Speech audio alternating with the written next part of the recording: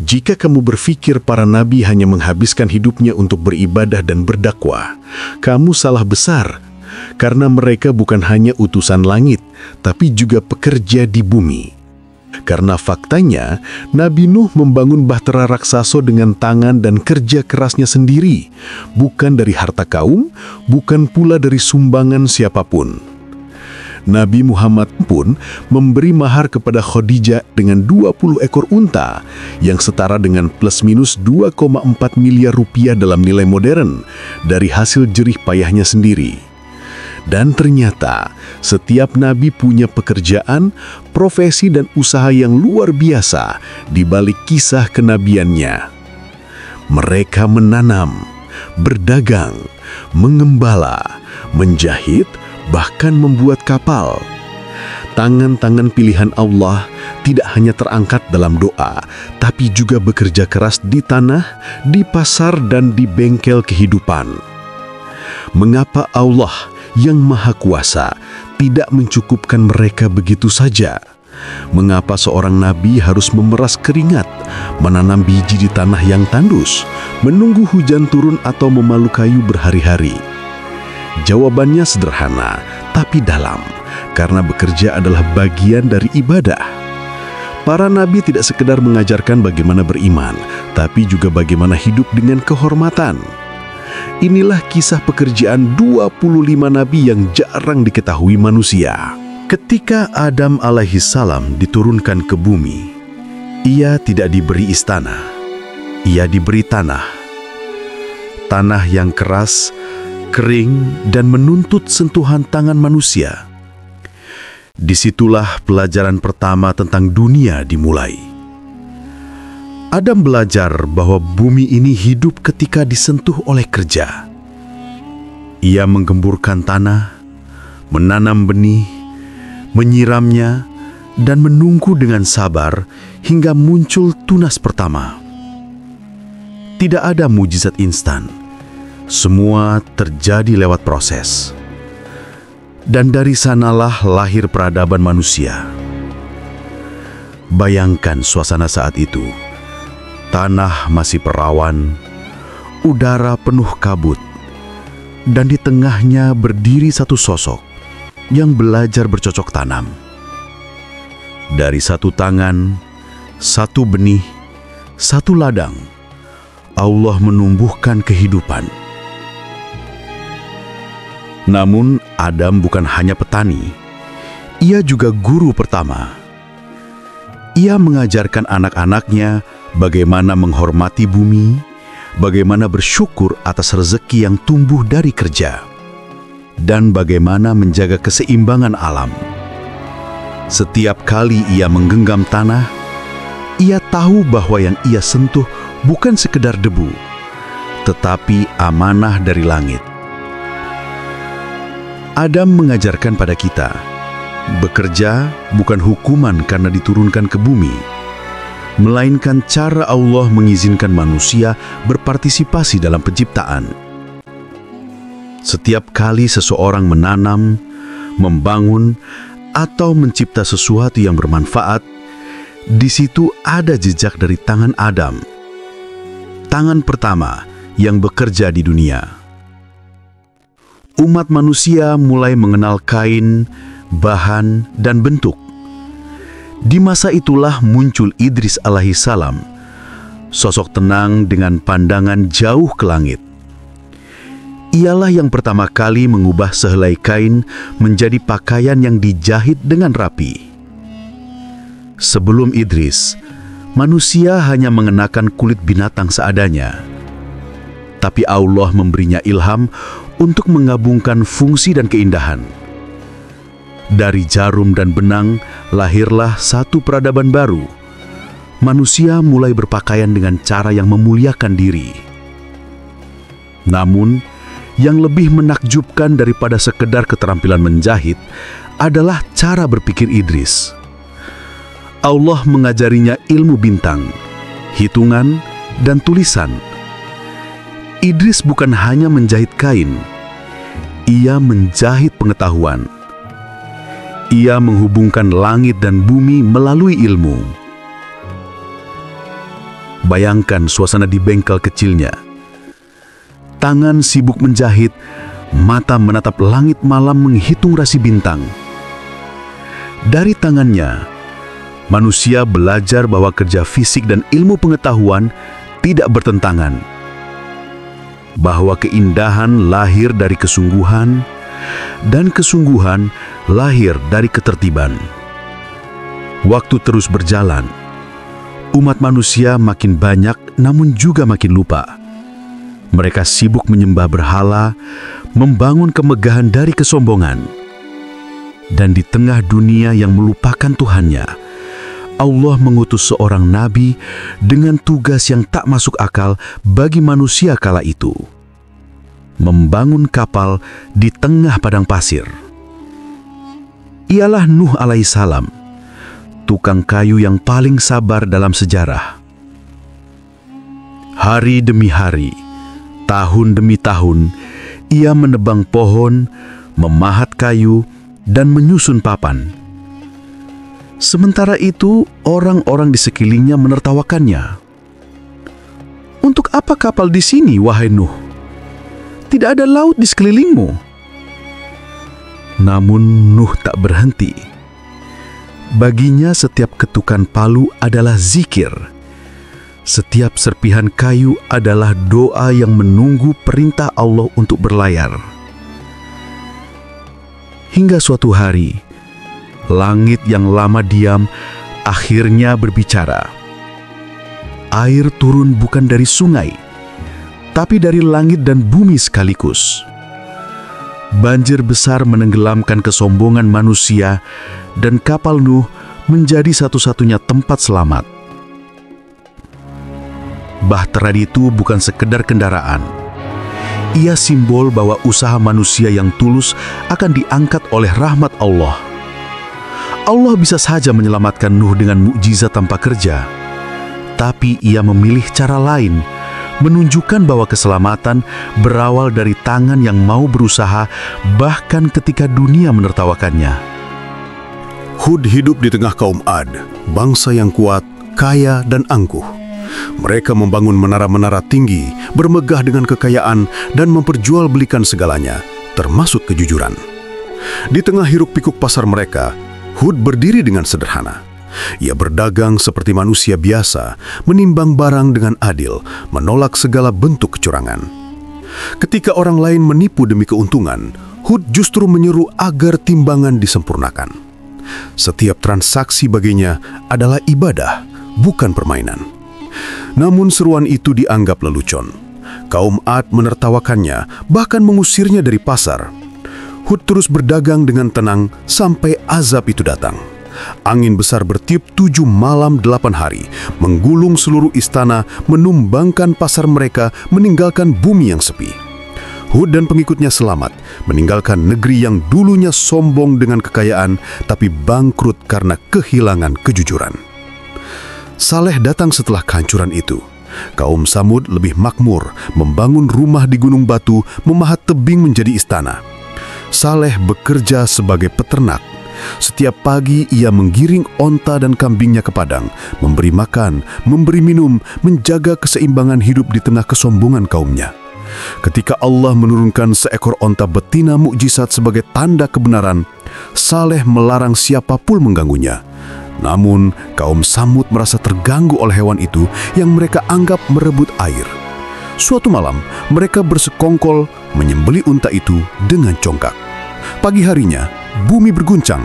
Gunung yang dulu mereka pahat menjadi istana kini menimpa mereka sendiri.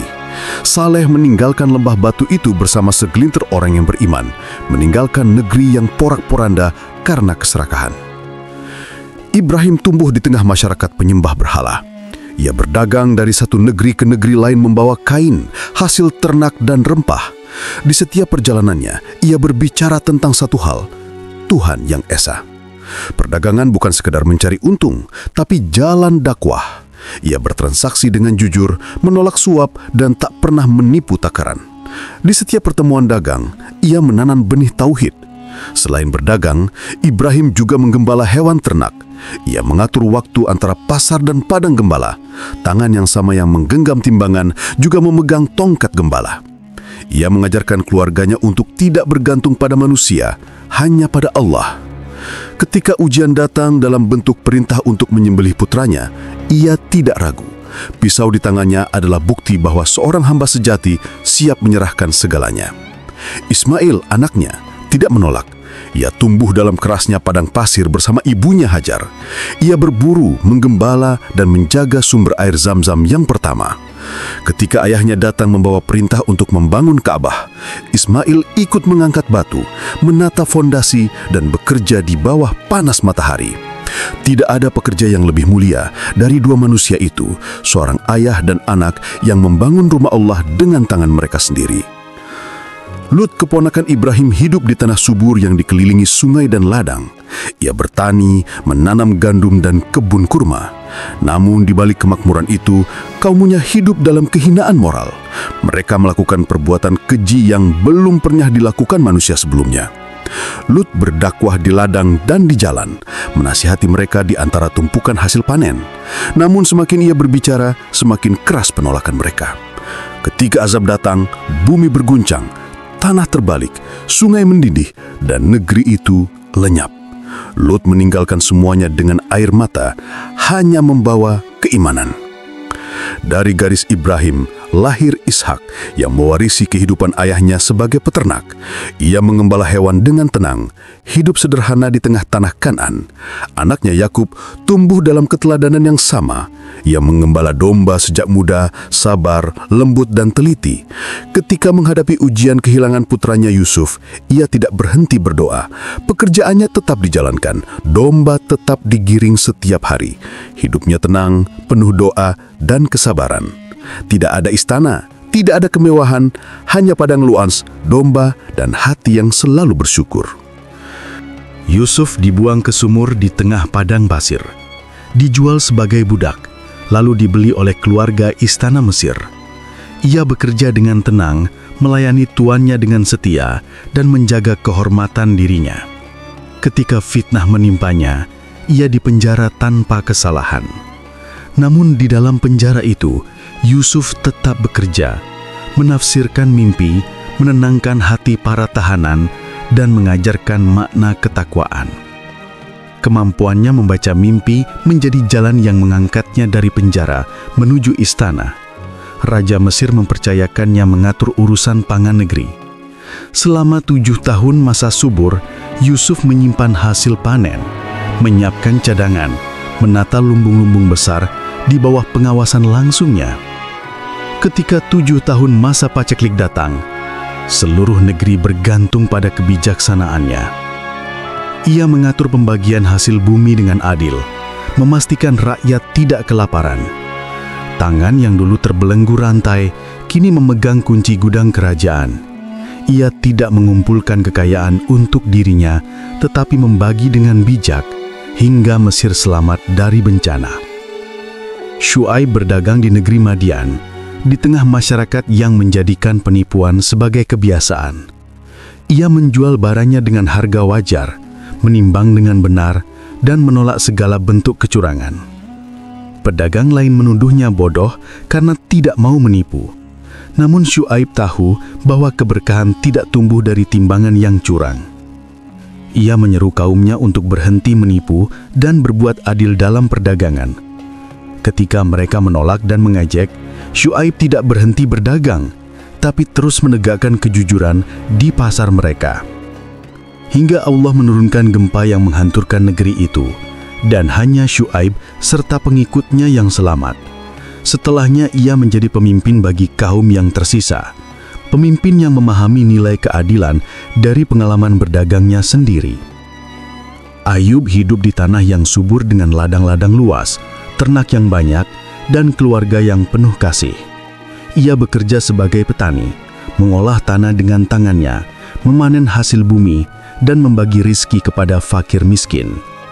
Kemakmuran tidak membuatnya sombong, hingga suatu hari penyakit datang. Satu persatu kekayaan, keluarga, dan kesehatannya hilang. Namun Ayub tidak berhenti berdoa, tidak berhenti bekerja. ketika tubuhnya lemah dan luka, ia tetap berusaha menggali tanah di dekat rumahnya. Dari lubang itu memancar air yang Allah jadikan penyembuh bagi dirinya. Dari ladang yang dulu gersang, tumbuh kembali tanaman hijau. Ayub kembali bekerja seperti sedia kala, seolah penderitaan panjang itu hanya jeda singkat antara dua musim panen. Zulkifli memimpin rakyatnya dengan tenang dan adil. Ia tidak banyak berbicara, tidak hidup mewah, tidak mencari kehormatan dari manusia. Setiap pagi ia mendengarkan aduan rakyat, memutus perkara tanpa memihak. Ia menulis keputusan dengan tangannya sendiri, memastikan hukum ditegakkan tanpa pandang bulu. Tidak ada istana megah, tidak ada penjaga pribadi, hanya seorang pemimpin yang duduk di ruang kecil dan mencatat setiap peristiwa. Dalam setiap keputusannya, keadilan selalu lebih tinggi dari kekuasaan. Itulah yang membuatnya dikenal sebagai nabi dan hakim yang teguh dalam kesabaran.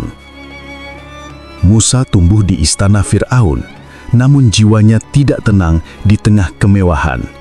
Ketika membela seorang budak yang tertindas, ia terpaksa melarikan diri dari Mesir. Ia sampai di negeri Madian dan bekerja sebagai penggembala bagi keluarga Syuaib. Setiap hari ia menggiring kambing di padang pasir, berjalan jauh, belajar menahan panas dan haus. Pekerjaan itu membentuknya menjadi pemimpin yang sabar. Bertahun-tahun kemudian, ketika Allah memerintahkannya kembali ke Mesir, Musa sudah bukan bangsawan lembut yang takut kotor. Ia adalah pekerja padang pasir yang kuat, siap memimpin bangsa yang keras kepala. Di tangan Musa, tongkat gembala berubah menjadi tongkat mukjizat, dan pengalaman menggembala menjadi bekal untuk menggiring manusia dari perbudakan menuju kebebasan. Harun, saudaranya, memiliki kemampuan bicara yang lembut dan jelas. Ia tidak berdagang, tidak menggembala, tetapi menjadi juru bicara dalam dakwah Musa. Di hadapan Fir'aun yang angkuh, Harun berbicara tanpa gentar. Ia memimpin Bani Israel dalam urusan ibadah, mengajarkan hukum dan mengatur tata cara penyembahan kepada Allah. Ketika Musa naik ke gunung untuk menerima wahyu, Harun memimpin umat agar tidak tersesat. Ia menenangkan mereka saat ketakutan, membimbing mereka dengan kata-kata lembut dan doa yang tenang. Ia bukan pemimpin perang, tetapi imam yang menjaga keseimbangan antara hukum dan kasih sayang. Daud memimpin kerajaan besar dengan kekuatan dan keadilan. Namun di balik kedudukannya sebagai raja, ia bekerja dengan tangannya sendiri sebagai pandai besi. Ia melunakkan besi tanpa api dengan izin Allah, membentuknya menjadi baju zirah dan alat perang. Setiap malam, ia bekerja di bengkel kecilnya, menolak makan dari kas kerajaan. Ia menjual hasil tangannya untuk kebutuhan keluarganya sendiri. Kerajaannya makmur, pasukannya kuat, tapi ia tidak pernah berhenti memalu besi di tengah malam. Itulah cara Daud menjaga kehormatan, agar kekuasaannya tidak membuatnya lupa pada kerja keras. Sulaiman, putra Daud, mewarisi kerajaan yang lebih besar. Ia memimpin manusia, jin, dan burung, mengatur angin, dan membangun istana dari batu dan kaca. Namun di balik kekuasaan yang luar biasa itu, Sulaiman hidup sederhana. Ia duduk di tengah rakyatnya, mengatur hukum dengan bijak, mendengar keluhan tanpa jarak. Ia memerintah dengan ilmu, bukan dengan ketakutan. Ketika rombongan Ratu Bilqis datang dari negeri Saba, Sulaiman menyambutnya bukan dengan perang, tapi dengan kecerdasan dan diplomasi. Ia menunjukkan kekuasaan Allah melalui kebijaksanaan, bukan kesombongan. Setelah semua proyek besar dan penaklukan itu selesai, Sulaiman berdoa agar Allah memberinya akhir yang tenang. Doanya dikabulkan. Ia wafat berdiri sambil bersandar pada tongkatnya dalam keadaan memimpin dan bekerja, tanpa seorang pun menyadari kepergiannya. Ilyas mengembala kambing di lembah yang sunyi. Ia hidup sederhana, berjalan bersama hewan-hewan peliharaannya, mengenal setiap jalur air dan padang rumput. Di tengah kesibukannya mengembala, Ia terus menyeru kaumnya agar meninggalkan penyembahan berhala Baal. Namun, semakin keras ia berbicara, semakin mereka berpaling. Ia tetap menggembala seperti biasa, sabar di tengah panas, sabar di tengah penolakan. Ketika kaumnya dihancurkan oleh azab, Ilyas meninggalkan lembah itu dengan hati tenang. Ia tahu pekerjaannya, baik sebagai gembala maupun rasul, hanyalah bagian dari ketaatan yang sama. Ilyasa melanjutkan perjuangan Ilyas. Ia menjadi pemimpin yang memegang kendali atas masyarakat yang mulai membaik setelah kehancuran. Ia memimpin dengan adil, mengatur urusan rakyat, menegakkan hukum, dan menolak hidup berlebihan. Setiap hari, ia berkeliling melihat rakyatnya bekerja di ladang, memastikan tidak ada penindasan. Ia sendiri hidup dari hasil tangannya, menanam dan memelihara ternak. Tidak ada jarak antara dirinya dengan rakyat.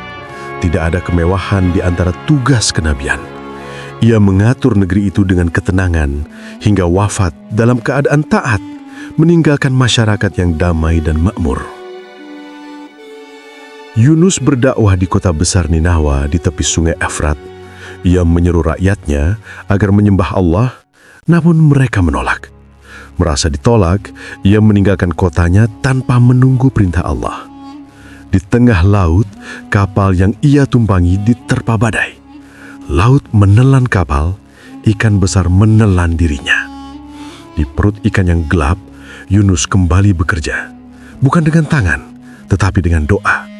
Ia mengucap, La ilaha illa anta, subhanaka, inni kuntu minaz zalimin. Doa itu mengguncangkan lautan, dan ikan pun memuntahkannya ke pantai. Yunus bangkit, kembali ke kotanya, dan melanjutkan tugasnya, kali ini dengan hati yang lebih lembut. Kaumnya akhirnya beriman, dan Yunus hidup di antara mereka hingga akhir hayatnya, berdakwah di tanah yang dulu menolaknya. Zakaria bekerja sebagai tukang kayu di Baitul Maqdis. Ia membuat alat-alat sederhana, memperbaiki rumah, dan hidup dari hasil tangannya. Di sela pekerjaannya, ia menjadi imam di rumah ibadah itu, memimpin sholat, mengajarkan hukum, dan menjaga kesucian tempat itu. Usianya menua tanpa keturunan, namun ia tidak berhenti berdoa. Dari tangan yang kasar karena kayu, ia tetap menengadahkan doa ke langit. Ketika doanya dikabulkan, lahirlah Yahya, anak yang lembut, cerdas, dan penuh hikmah. Yahya tumbuh menjadi pemimpin agama yang zuhud. Ia menolak kemewahan, hidup di padang, memakan buah dan madu, memakai pakaian dari bulu kasar. Ia mengajarkan hukum Allah dengan tegas, tidak takut kepada penguasa. Ketika penguasa zalim hendak menghalalkan sesuatu yang haram, Yahya menentangnya. Karena ketegasan itu, ia dibunuh. Dan darahnya menjadi saksi bahwa kebenaran kadang harus dibayar dengan nyawa. Namun ajarannya tetap hidup, diwariskan oleh para pengikutnya, dan diteruskan oleh nabi setelahnya. Isa lahir tanpa ayah, tumbuh dalam kasih ibunya Maryam. Sejak muda, ia berjalan dari satu kota ke kota lain, menyeru manusia untuk kembali menyembah Allah. Ia tidak memiliki rumah tetap, tidak membawa harta, hanya pakaian di tubuh dan tongkat di tangan. Ia menyembuhkan orang buta dan penderita kusta dengan izin Allah, bahkan menghidupkan orang mati. Namun semua itu bukan profesi penyembuh, melainkan tanda bagi manusia. Ia mengajarkan bahwa mukjizat bukan tujuan, tapi bukti kebenaran risalah. Kaumnya menolak, menuduhnya pendusta, dan berusaha menyalibnya. Namun, Allah mengangkatnya ke langit, meninggalkan bumi yang menolak utusannya sendiri. Berabad-abad setelah Isa, lahirlah Muhammad SAW di Makkah. Sejak muda ia bekerja sebagai pengembala kambing di padang pasir. Ia membawa kambing-kambing milik penduduk Makkah, menggiringnya setiap pagi, dan mengembalikannya saat senja. Dari pekerjaan itu, ia belajar kesabaran, tanggung jawab, dan kepemimpinan. Setelah dewasa, ia berdagang. Ia membawa kafilah dagang ke Syam, menjual barang dengan jujur, dan tak pernah menipu timbangan. Setiap orang yang berdagang dengannya menyebutnya Al-Amin, orang yang terpercaya. Dari perdagangan itu, ia dikenal oleh Khadijah, perempuan bangsawan Quraisy yang kemudian menjadi istrinya. Setelah diangkat menjadi rasul, hidupnya berubah, tapi caranya bekerja tidak. Ia tetap menambal bajunya sendiri, memerah susu kambingnya sendiri, dan makan dari hasil tangannya. Ketika menjadi pemimpin Madinah, ia tetap hidup sederhana. Tidak ada istana, tidak ada kemewahan, hanya rumah kecil dan masjid yang ia bangun bersama sahabat-sahabatnya. Tangan yang dulu mengembala, kini memimpin manusia, tapi tetap tangan yang sama, tangan yang bekerja. Dari tangan-tangan itu, sejarah manusia terus bergerak. Para nabi hidup dengan pekerjaan mereka, bukan dengan mukjizat. Mereka membangun dunia dengan iman yang bekerja, bukan dengan doa yang menunggu. Setiap nabi menorehkan kisah di bumi melalui kerja keras, bukan kemudahan. Itulah warisan yang tidak tertulis, tapi tetap hidup di setiap tangan yang bekerja jujur hingga hari ini.